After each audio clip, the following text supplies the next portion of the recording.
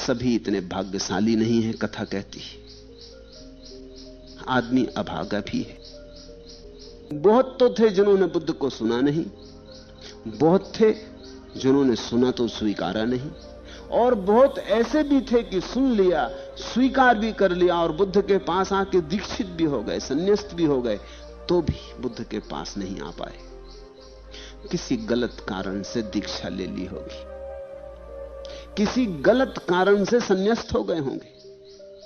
आदमी की गलती इतनी प्रगाढ़ है कि वो गलत कारणों से संसार में होता है और फिर किसी दिन सन्यास भी लेता है तो गलत कारणों से सन्यास ले लेता है। गलत कारणों से लिया सन्यास तो काम नहीं आता। ऐसा ही एक भिक्षु था, वज्जीपुत्र उसका नाम था। वह रिक्त ही आया और रिक्त ही था और वर्षों बुद्ध के पास हो गए थे रहते। सुनता था, जो बुद्ध कहते करता भी था, ऊपर ऊपर ही, लेकिन सारी बात थी भीतर कहीं बुनियाद में ही भूल हो गई थी, कहीं जड़ में चूक हो गई थी। आया भी था लेकिन आ नहीं पाया था। दूसरे कहते थे भगवान है तो स्वीकार भी करता था, लेकिन बुद्ध के भगवान होने की प्रतीति निज नहीं थी, भीतर से नहीं हुई थी। लोभ के कारण दीक्षित हो गया होगा, यह सोच के दीक्षित हो गया होगा कि शायद सन्यास में सुख हो, शायद आधार रहा होगा सन्यास का। प्रतीति नहीं थी, लोभ था। सन्यास में सुख है ऐसा दिखाई नहीं पड़ा था, बुद्ध भी आनंदित हैं ऐसा दिखाई नहीं पड़ा था। बुद्ध आनंद की बातें करते हैं ऐसा सुनाई पड़ा था। बुद्ध आनंद की बातें करते हैं तो भीतर आनंद की आकांक्षा भी पैदा हुई होगी, मैं भी आनंद पाऊं। शायद बुद्ध कहते हैं ठीक ही कहते होंगे, दुखी रहा होगा जैसे सभी दुखी है। उस दुख के बीच बुद्ध की आनंद की बातों को सुनकर लोभ जगा होगा, वासना जगी होगी, महत्वाकांक्षा पैदा हुई होगी। इसी महत्वाकांक्षा के कारण दीक्षित हो गया था। महत्वाकांक्षा के कारण जो दीक्षित होता है उसकी दीक्षा बुनियाद से ही रुग्ण हो गई। समझ के कारण सन्यास हो तो ही ठीक, महत्वाकांक्षा तो ना समझी है। महत्वाकांक्षा ही तो संसार है। संसार में दौड़ते हो कि धन मिल जाए तो सुख होगा, पद मिल जाए तो सुख होगा, फिर हारे थके न पद से मिलता सुख न धन से मिलता सुख, दुखी दुख बढ़ता जाता है। फिर एक दिन सुनते हो किसी बुद्ध पुरुष को कि सबको छोड़ दो तो सुख होगा, तो तुम सोचते हो चलो इसको भी देख लें करके। ऐसी जिंदगी तो जा ही रही, पद और धन में दौड़ के आधी तो गंवा ही दी, कुछ बची है थोड़ी, शायद ये आदमी ठीक कहता हो, चलो एक मौका इसको भी दो। लेकिन तुम्हें इस आदमी में आनंद दिखाई नहीं पड़ा है। इस भेद को ख्याल में रखना। दो तरह के सन्यासी सदा होते रहे, एक लोभ के कारण और दूसरा जिसने बुद्ध को भर आंख देखा, पहचाना, उनकी सुगंध ली, उनके संगीत को सुना, और जिसके भीतर यह श्रद्धा जन्मी कि हां यहां सुख है, इस आदमी में सुख नाच रहा है, ऐसी जिनको प्रतीति हुई, उस प्रतीति के कारण संन्यास्त हुए। जो प्रतीति के कारण संन्यास्त होता है उसका बुद्ध से सीधा संबंध जुड़ गया। जो महत्वाकांक्षा के कारण संन्यास्त हुआ उससे बुद्ध का कोई संबंध नहीं, वो अभी भी अपने पुरानी ही दुनिया में है। वस्त्र बदल लिए, जीवन का ऊपरी ढांचा बदल लिया, घर द्वार छोड़ दिया, पत्नी बच्चे छोड़ दिए, भिक्षा पात्र हाथ में ले लिया, मगर ये सब नाटक है। और थोड़े बहुत दिनों में ये बात तो भीतर उठने ही लगेगी कि इतनी देर हो गई अभी तक सुख तो मिल नहीं रहा है, और नाटक से सुख मिलता नहीं, नाटक से मिल सकता नहीं। तो थोड़े दिनों में उसको फिर घबराहट शुरू हो जाएगी, ये डर भी शुरू होगा कि हो सकता था मैं संसार में ही रहा था, कम से कम कुछ तो था, शायद थोड़े दिन और मेहनत करता और थोड़ा धन मिल जाता तो सुख होता, और बड़े पद पर पहुंच जाता तो सुख होता। ये छोड़ के तो मैं झंझट में पड़ गया, न घर के रहे न गांठ के, ये तो मेरी धोबे की गधे की हालत हो गई। वो संसार गया और यहां कुछ मिलता नहीं मालूम पड़ता। एक जैन मुनि ने मुझे कहा, उनकी उम्र 70 वर्ष है, सरल आदमी है, हिम्मतवर होंगे तभी मुझसे कह सके, बहुत हिम्मतवर नहीं है। इसलिए जब मुझसे कहा तो वहां जो और लोग बैठे थे उनसे कहा, आप कृपा करके यहां से चले जाएं, मुझे कुछ निज बात करनी। वो उन्हीं के शिष्य थे जो बैठे थे। मैंने उनसे कहा, बैठे रहने दें, इनको भी कुछ लाभ होगा। उन्होंने कहा कि नहीं, इन्हें हटा। जब वो सब चले गए तब उन्होंने मुझसे कहा कि मुझे एक दुख की बात कहनी, और इनके सामने नहीं कह सकता था। क्या दुख की बात है? तो उन्होंने कहा, 50 साल हो गए मुझे मुनि हुए, जब 20 साल का था तब सन्यास लिया था, लेकिन सुख तो मिला नहीं। ये मैं किससे कहूं? श्रावकों से तो कह नहीं सकता। इनको तो मैं यही समझाता हूं कि बड़ा सुख है। इनको तो मैं यही समझाता हूं कि तुम कहां दुख में पड़े हो, छोड़ो संसार। समझाता तो हूं, लेकिन भीतर डर भी लगता है कि मैं इनको क्या कह रहा हूं। सुख तो मुझे भी नहीं मिला। भीतर चिंता भी पैदा होती कि मैं इन्हें कहीं किसी गलत मार्ग पर तो नहीं ले जा रहा हूं, क्योंकि जो मुझे नहीं मिला वो इन्हें कैसे मिलेगा। आपसे निवेदन करता हूं कि मुझे सुख नहीं मिला। आया था सुख की तलाश में, इसी खोज में आया था। उस दिन उन जैन मुनि को मैंने ये बज्जी पुत्र की कथा कही थी। उनको मैंने कहा था, ये कथा सुने, आप गलत कारणों से सन्यास ले लिए, आप लोभ में सन्यास ले लिए। आपका सन्यास संसार का ही एक रूप है, ये सन्यास है ही नहीं। 50 साल नहीं, 500 साल बैठे रहो, कुछ भी ना होगा।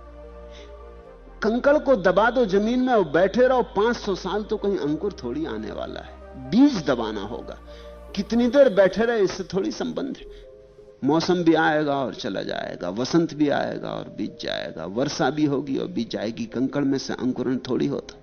लोभ से कभी कोई सुख नहीं निकलता। अब इसे समझना, संसार में दुख है ऐसा मत समझो लोभ में दुख है। लोभ के कारण संसार में दुख है।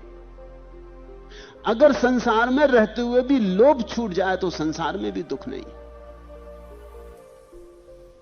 ख्याल करना, संसार में दुख नहीं है, लोभ में दुख है। ऐसे लोग भी हुए हैं इस जगत में जो संसार में रह के सुख को उपलब्ध हुए। अष्टावक्र की महागीता में तुमने देखा ना, जनक संसार में रहे, अष्टावक्र भी संसार में रहे और परम सुख को उपलब्ध हुए। कृष्ण संसार में रहे और परम सुख को उपलब्ध हुए। मोहम्मद ने भी सन्यास नहीं लिया, संसार में ही रहे और परम सुख को उपलब्ध हुए। नानक और कबीर, दादू और रैदास परम सुख को उपलब्ध हुए। संसार में दुख नहीं है, दुख लोभ में है। इसका यह अर्थ हुआ कि लोभ ही संसार है। लोभ गया तो संसार गया। अब होता क्या है, संसार तो तुम छोड़ देते हो और लोभ बचा लेते। तो तुमने जहर तो बचा लिया, असली चीज तो बचा ली, भीतर का जहर तो बचा लिया, बोतल फेंक दी। बोतल फेंकने से कुछ भी ना होगा, बोतल में जहर था भी नहीं। जहर तो बचा लिया, असली चीज तो बचा ली, लोभ। लोभ के कारण संन्यास्त हो गए तो 50 साल नहीं 50 जन्म तक सन्यासी रहो, कुछ भी ना होगा। तुम बार बार संसार में लौटोगे। लोभ दुख है ऐसी प्रतीति हो जाए, और ऐसी प्रतीति का सबसे सुगम उपाय यही है कि किसी बुद्ध पुरुष को अवसर दो, किसी बुद्ध पुरुष के पास शांत होकर बैठो, सत्संग करो। किसी बुद्ध पुरुष के पास तुम्हें ऐसा दिखाई पड़ जाए कि लोभ इस आदमी में नहीं है और परम सुख की वर्षा हो रही, यह प्रतीति तुम्हारे भीतर साफ हो जाए, यह किरण एक बार उतर जाए, फिर सन्यास आएगा। फिर तुम संसार में रहो कि संसार के बाहर रहो, तुम कहीं भी रहो, सुख तुम्हारा छाया की तरह पीछा करेगा। लोभ से संग साथ छूटना चाहिए। सारी साजिश लोभ की है। तो रिक्त ही आया था ये वज्जीपुत्र, और रिक्त ही था, आ भी गया था और आया भी नहीं था। ऊपर ऊपर से मौजूद था, बुद्ध के पीछे चलता था, लेकिन बुद्ध इसे अभी दिखाई ही नहीं पड़े थे। पीछे कैसे चलोगे? पीछे तो उसके चल सकते हो जो दिखाई पड़ा हो। अंधे की तरह अंधेरे में टटोलता था। सामने रोशनी खड़ी थी, लेकिन आंख बंद हो तो रोशनी दिखाई नहीं पड़ती। सामने दिया जल रहा था, इस जले दिए से अपना बुझा दिया जलाया जा सकता था, लेकिन बुझा दिया जलाना हो तो जले दिए के करीब आना पड़े, बहुत करीब आना पड़े, इतने करीब आना पड़े कि जले दिए की लौ एक छलांग लगा सके और बुझे दिए की लौ पर सवार हो जाए। इसी सानिध्य का नाम सत्संग है। इसी सानिध्य के लिए सदियों से लोग बुद्ध पुरुषों के पास रहे, उनके निकट रहे। जितने निकट हो जाएं, जितनी समीपता हो जाए। फिर आई आश्विन पूर्णिमा की रात्रि। उस रात्रि वैशाली में महोत्सव मनाया जाता था, राग रंग का दिन था। लोग खूब नशा करते, लोग खूब नाचते, वैश्याएं सज के निकलती, सारा नगर भोग में लीन होता। उस दिन दीन दरिद्र भी अच्छे वस्त्र पहनते। वह रात्रि भोग की रात्रि थी। वैशाली राग रंग में डूबा था। नगर से संगीत और नृत्य की स्वर लहरियां भगवान के विहार स्थल महावन तक आ रही थी। महावन वैशाली के बाहर था, नगर के बाहर, नदी के उस पार। नगर के उत्सव की लहरें, नगर में जले होंगे दीप। दिवाली थी नगर में, युवक युवतियां सज कर निकले थे। सब तरफ नाच था, सब तरफ मस्ती थी। उस रात जैसे संसार में कोई दुख नहीं था। बुद्ध की स्वर लहरियां तो सुनाई नहीं पड़ी थी वज्जीपुत्र को, लेकिन वैशाली की ये स्वर लहरियां सुनाई पड़ी। बुद्ध का सुख तो नहीं दिखाई पड़ा था वज्जीपुत्र को, लेकिन नगर में ये दुखी लोग जो शराब पी के नाच रहे हैं, ये दुखी लोग जो जीवन भर दुखी रहे हैं, साल भर दुखी रहते हैं और साल में एक दिन किसी तरह अपने को समझाते हैं कि सुख है, इनमें उसे सुख दिखाई पड़ा।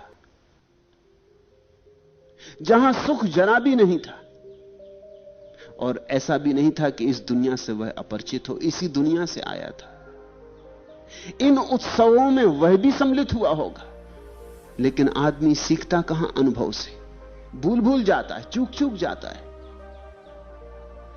इसी दुनिया से आया था, इन्हीं गलियों से आया था, इन्हीं वेश्याओं के द्वारों पर उसने भी नाच गाने देखे होंगे, इसी तरह शराब पी होगी, इसी तरह राग रंग में डूबा होगा। भूल गया सब कि सुख वहां था तो मैं यहां आता ही क्यों। आज फिर मन लुभाने लगा। वह भिक्षु गाजेबाजों की ये आवाजें सुन अति उदास हो गया। उसे लगा मैं भिक्षु हो व्यर्थ ही जीवन गंवा रहा हूं। ऐसा बहुत बार तुम्हें लगेगा, ध्यान करते वक्त लगेगा क्या कर रहा हूं, इतना समय व्यर्थ जा रहा है। इतनी देर रेडियो ही सुन लेते, सिनेमा ही देख आते, गांव में सर्कस आया, इतनी देर ताश ही खेल लेते, मित्रों से गपशप कर लेते। ये मैं क्या कर रहा हूं, ध्यान कर रहा हूं, प्रार्थना कर रहा हूं, इस पूजा गृह में बैठा मैं क्या कर रहा हूं। संन्यास्त होकर भी बहुत बार तुम्हें यह ख्याल आएगा कि मैं क्या कर रहा हूं, इसमें सार क्या है। मन बार बार संसार की तरफ लौट जाना चाहता। क्यों? क्योंकि मन का जीवन लोभ के साथ है। लोभ के बिना मन ऐसे ही है जैसे मछली सागर के बिना। जैसे मछली तड़फती है सागर की रेत पर डाल दो, तड़फती है सागर के लिए, ऐसा मन तड़फता है लोभ के लिए, क्योंकि लोभ में ही मन जीता है। लोभ के बिना मन मर जाता है। मैं सन्यास ले कैसी उलझन में पड़ गया, सोचने लगा वज्जीपुत्र। ऐसा अवसर मार शैतान चूकता नहीं। शैतान मन का ही नाम है। मन तो उसे खूब उकसाने लगा और मन ने तो उसे खूब फुसलाया, खूब प्रलोभन दिए, खूब सब्जबाग दिखाए कि संसार में कैसे कैसे मजे हैं। स्त्री का मजा है, शराब का मजा है, नाच का मजा है, भोजन का मजा है, वस्त्रों का मजा है, महलों का मजा है। मजा ही मजे। तू यहां क्या कर रहा है? भिक्षा पात्र लिए बैठा है मूढ़। ये बाकी मूढ़ है, इनके साथ तू भी मूढ़ हो गया है। जरा देख बुद्ध के साथ कितने लोग हैं, थोड़े से उंगलियों पर गिने जा सके इतने लोग हैं। वहां देख संसार में कितने लोग। ये सभी लोग नासमझ तो नहीं हो सकते, ये थोड़े से लोग ही बुद्धिमान। तू किस झंझट में पड़ गया? तू किन की बातों में उलझ गया? ठीक ही तो कहते थे लोग कि बुद्ध की बातों से बचना, सम्मोहित मत हो जाना। तूने सुना नहीं, सुन लेता अच्छा था। अभी भी कुछ बिगड़ा नहीं है, अभी भी जिंदगी है, देर अभी भी नहीं हो गई, अभी भी भाग जा। आखिर उसने रात जागते जागते तय ही कर लिया कि कल सुबह भाग जाऊंगा, हो जाऊंगा वापस संसारी। सभी का मन बार बार सन्यास से भागता है और संसारी हो जाना चाहता है। मन की मौत है सन्यास, अहंकार की मौत है सन्यास। तो अहंकार और मन तुम्हें समझाएंगे, सावधान रहना, सावचेत रहना। लेकिन इसके पहले कि वो भाग जाता, भगवान ने उसे बुलाया। सद्गुरु का यही तो अर्थ है कि तुम्हें भागने न थे। तुम जब भागने लगो तब रोके। सद्गुरु का इतना ही तो प्रयोजन है। इसलिए तो आदमी सद्गुरु को खोजता है। अपने बस नहीं है बात, अपने बस तो तुम भाग ही जाओगे। कोई रोक ना ले तो तुम रुक ना पाओगे, कोई तुम्हारा हाथ ना थाम ले तो तुम रुक ना पाओगे।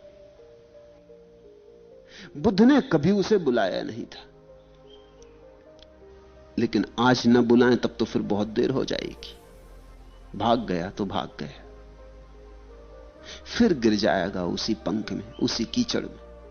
कमल बनने का अवसर मिलने ही वाला था कि फिर कीचड़ में गिरने की तैयारी कर रहा है। देखते होंगे वज्जी पुत्र को, सोचते होंगे बहुत बार कि यह वस्तुतः सन्यासी तो अभी हुआ नहीं। प्रतीक्षा करते होंगे कि आज नहीं कल, कल नहीं परसों हो जाएगा। लेकिन अगर यह भाग गया तब तो सारी संभावनाएं समाप्त हो जाएंगी। ये तो आत्मघात में उत्सुक है, अब देर नहीं की जा सकती। तो बुद्ध ने उसे बुलाया, वो तो बहुत डरा भी, लेकिन सोचा मैंने किसी को कहा भी तो नहीं। लेकिन सद्गुरु का अर्थ ही क्या होता है? सद्गुरु का अर्थ इतना ही होता है कि जो शिष्य के भीतर घटता हो वो गुरु को संवादित होता रहे, शिष्य कहे या ना कहे। अक्सर तो ऐसा होता है कि शिष्य कुछ कहता है, वो तो कहते नहीं जो उसके भीतर होता है। अक्सर तो हम शिष्टाचार में ही झूठी बातें कहते रहते। कुछ कहता है, कुछ कहना चाहता है, कुछ भीतर होता है, लेकिन गुरु इसकी फिक्र नहीं करता कि तुम क्या कहते हो क्या नहीं कहते हो। गुरु तो वही देखता है क्या है। शिष्य तो गुरु को भी धोखा देने की कोशिश करता है, यह भी स्वाभाविक है, क्षमा योग्य, क्योंकि जो अपने को ही धोखा दे रहा है वो गुरु को कैसे धोखा देने से बचेगा। धोखा देना ही जिसकी कुशलता है, धोखा देना ही जिसके जीवन का सारा सार संचय है, वो बचेगा भी कैसे? वो तो गुरु को भी धोखा देता है। लेकिन गुरु तो दर्पण है, जो तुम्हारे भीतर उठता है वो गुरु के भीतर घट जाता है। जो मेघ तुम्हारे भीतर घुमड़ते हैं उनकी छाया गुरु के भीतर पड़ने लगती। जो सपने तुम्हारे भीतर उठते हैं गुरु को उनकी गंध लग जाती, उनकी पग ध्वनि सुनाई पड़ जाती। सोचा मैंने अपनी बात तो किसी को कही भी नहीं, शायद कुछ और कारण होगा। लेकिन फिर बुद्ध ने सारी कथा कही, उसके मन का सारा राज कहा, विस्तार से सारी बातें कही, एक एक रंग ढंग जो उसके मन में उठा था, और उसके मन ने, शैतान ने उसे जो जो बातें समझाई थी वो भी सब कही। उस दिन उसकी आंखें खुली, उस दिन उसे समझ में आया वह किसके पास है। पास रह के भी अब तक समझ में ना आया था। आज पहली दफे बुद्ध की करुणा प्रकट हुई, बुद्ध की दृष्टि प्रकट हुई, और बुद्ध की चिंता उसके लिए, बुद्ध का प्रेम उसके लिए। अब तक तो शायद कई बार यह भी सोचा होगा कि बुद्ध औरों की तो फिक्र करते, मेरी कोई फिक्र नहीं करते, वर्षों हो गए, पता नहीं मेरी याद भी करते हैं कभी, मुझे कभी बुलाया भी नहीं, मेरी तरफ कभी ध्यान भी नहीं दिया। इतनी तो भीड़ है शिष्यों की, इसमें कहां वज्जीपुत्र की याद होगी। क्रोधित भी हुआ होगा, मन में नाराज भी हुआ होगा, कई बार सोचा भी होगा कि क्या रखा यहां रहने में जहां अपनी कोई चिंता करने वाला नहीं। घर था तो कम से कम मां फिक्र करती थी, पिता फिक्र करते थे, बच्चे फिक्र करते, बूढ़ा हो जाता। यहां तो कोई फिक्र करने वाला दिखाई नहीं पड़ता, और बुद्ध तो अलिप्त है, दूर है, बहुत दूर है। आज पहली दफा उसे लगा कि अलिप्त में भी करुणा होती, जो दूर है उससे भी जो भटके हैं उनके लिए चिंता उठती। निश्चित ही अपने दुख से बुद्ध मुक्त हो गए, लेकिन जिस दिन कोई व्यक्ति अपने दुख से मुक्त हो जाता है उस दिन सभी का दुख उसे दिखाई पड़ने लगता है। अपनी कोई चिंता नहीं बची, लेकिन जिस दिन अपनी चिंता नहीं बचती उस दिन सारे संसार की चिंता सालने लगती। अपनी तरफ से तो आ गए मंजिल पर, लेकिन मंजिल पर आते ही एक बड़े उत्तरदायित्व का जन्म हो जाता है, और वह उत्तरदायित्व यही है कि जो पीछे भटक रहे हैं और टटोल रहे हैं उनको राह दिखाओ। बुद्ध के जीवन में कथा है कि जब वो मरे और स्वर्ग के द्वार उनके लिए खुले तो वो द्वार पर ही खड़े रह गए, पीठ करके खड़े रह गए। द्वारपाल ने कहा, आप प्रभु भीतर आए, हमने स्वागत की तैयारियां की, जन्मों जन्मों में कभी अनंत अनंत युगों में कोई बुद्ध होकर आता है, सारा स्वर्ग सजा है,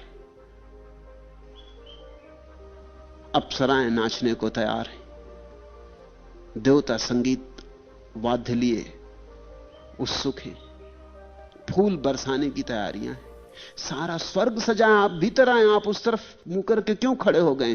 बुद्ध ने कहा, कैसे अभी भीतर आऊं, और बहुत लोग हैं, मैं भीतर आ जाऊं तो औरों का क्या होगा? मैं रुकूंगा, मैं इस द्वार पर ही रुकूंगा, क्योंकि इस द्वार से मेरी आवाज दूसरों तक पहुंच सकेगी। भीतर आ गया तो फिर मेरी आवाज के पहुंचने का कोई उपाय नहीं, मैं अनंत काल तक रुकूंगा। जब और सारे लोग प्रविष्ट हो जाएंगे स्वर्ग में, गिनती कर लूंगा कि सभी प्रविष्ट हो गए, तब मैं आखिरी आदमी प्रविष्ट होऊंगा। ये कथा मीठी है, अपूर्व कथा है, महाकरुणा की कथा है। उस दिन लगा वज्जीपुत्र को कि बुद्ध के अलिप्तता में करुणा की रिक्तता नहीं, महाकरुणा की लहरें। उस दिन उसकी आंखें खुली, उस दिन उसने जाना कि वह किसके पास है। ऐसे वह वर्षों से साथ था, पर उस दिन सत्संग बना। सत्संग उसी दिन बनता है जिस दिन गुरु की महिमा प्रकट होती, जिस दिन गुरु का गुरुत्व प्रकट होता, जिस दिन गुरु का गुरुत्वाकर्षण प्रकट होता, जिस दिन गुरु की करुणा साफ होती। उस दिन बुद्ध की प्रतिमा उसे दिखाई पड़ी, मिली होगी झलक एक अंधेरे में, देखा होगा बुद्ध का प्रकाशमान रूप। उस दिन बुद्ध का दिया ही महत्वपूर्ण न रहा, बुद्ध की भीतर की ज्योति से थोड़ा संबंध बना। उस दिन सत्संग हुआ, उस दिन बुद्ध की देह न रही मूल्यवान, बुद्ध की अंतरात्मा, बुद्ध के भीतर छिपा हुआ निराकार, निशब्द प्रेम में ही सत्संग बनता है। उस दिन उसे प्रमाण मिला कि बुद्ध का प्रेम है उसके प्रति। इस बुद्ध के प्रेम में ही उसके भीतर भी प्रेम जगा होगा। प्रेम ने प्रेम को पुकारा, प्रेम ने प्रेम के हाथ में हाथ दे दिया।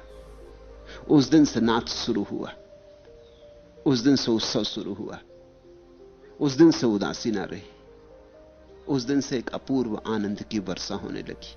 इस वज्जीपुत्र भिक्षु से ही भगवान ने ये गाथाएं कही थी, गलत प्रवज्ञा में रमण करना दुष्कर है। गलत प्रवज्ञा यानी लोभ से लिया गया सन्यास। ना रहने योग्य घर में रहना दुखद है। अब ये जो तूने लोभ का घर बना लिया, ये रहने योग्य था ही नहीं। तूने घर का नाम बदल लिया, संसार की जगह सन्यास लिख दिया, मगर ये गलत घर गलत ही था, रहता तू उसी में रहा। ये लोभ के घर को गिरा दे। असमान या प्रतिकूल लोगों के साथ रहना दुखद है। संसार के मार्ग का पथिक न बने, और ना दुखी हो।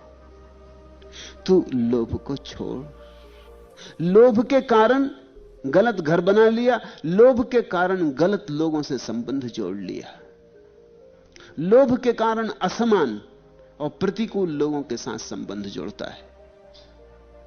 लोभ के कारण ही शत्रुता पैदा होती, लोभ के कारण ही तथाकथित मित्रता पैदा होती, लोभ के कारण मोह बनता, द्वेष बनता, लोभ के कारण घृणा आती, हिंसा आती, लोभ से सारा फैलाव होता है।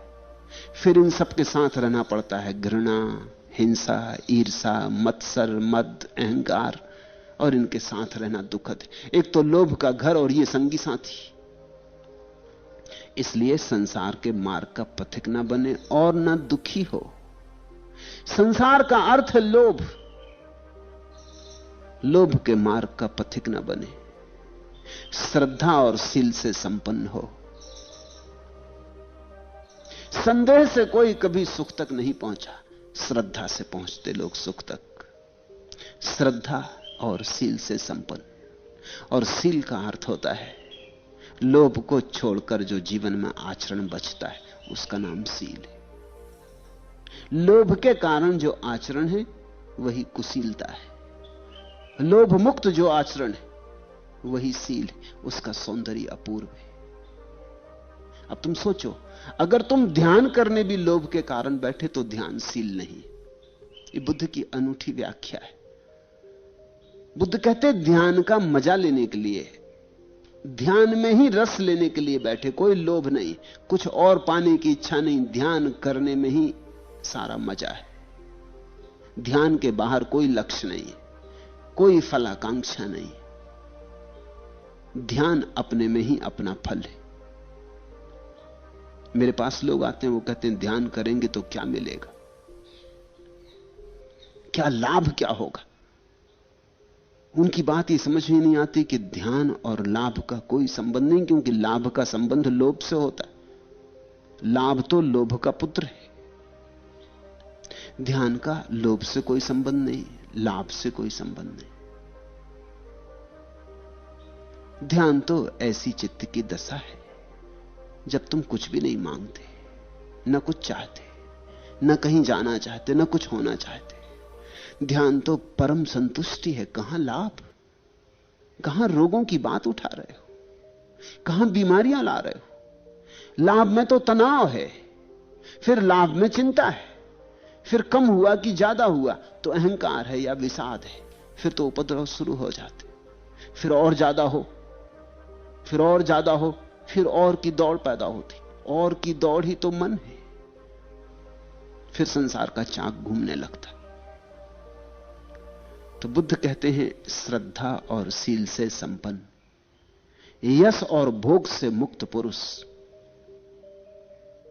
कुछ भोग लूं, कुछ पालूं, कुछ बन जाऊं, यश की आकांक्षा कुछ बन जाऊं, कि राष्ट्रपति हो जाऊं, कि प्रधानमंत्री हो जाऊं, कि धनपति हो जाऊं, कि बड़ा प्रसिद्ध हो जाऊं, कुछ हो जाऊं यश, और कुछ भोग लूं। इन दो आकांक्षाओं से ही, इन दो पैरों से ही सारा संसार चल रहा है, यश और भोग। चीन में एक कथा है। एक सम्राट अपने मंत्री के साथ महल पर खड़ा था और सागर में हजारों नौकाएं चल रही थी, हजारों जहाज चल रहे थे। सम्राट ने अपने वजीर से कहा, वजीर बूढ़ा था, उस बूढ़े वजीर से कहा, देखते हैं हजारों जहाज समुद्र में चल रहे हैं। उस बूढ़े वजीर ने देखा और उसने कहा कि नहीं महाराज, जहाज तो दो ही है। सम्राट बोला, दो? आपकी आंखें तो ठीक है ना, उम्र ने कहीं आंखें तो खराब नहीं करती। नहीं, उसने कहा कि दो ही जहाज, यश और भोग, बाकी सब जहाज तो ठीक ही है, बाकी उन्हीं के कारण चल रहे हैं। अगर इन सब जहाजों को बांटा जाए तो दो कतारों में बढ़ जाएंगे। कोई यश के लिए चल रहा है, कोई धन के लिए चल रहा है। दुनिया में दो ही तो महत्वाकांक्षाएं हैं, एक धन की महत्वाकांक्षा और एक पद की महत्वाकांक्षा। दुनिया में दो ही तो राजनीतियां हैं, एक पद की राजनीति, एक धन की राजनीति। इन दो से जो मुक्त है, बुद्ध कहते हैं, वह जहां भी जाता सर्वत्र पूजित होता है। ये बड़ी अनूठी बात है। जो यश के भाव से मुक्त है उसे यश मिलता, जिसे यश की आकांक्षा नहीं उसे यश मिलता, और जिसे भोग का कोई ख्याल नहीं रहा उसे परम भोग उपलब्ध होता है। उस पर भोग की वर्षा हो जाती।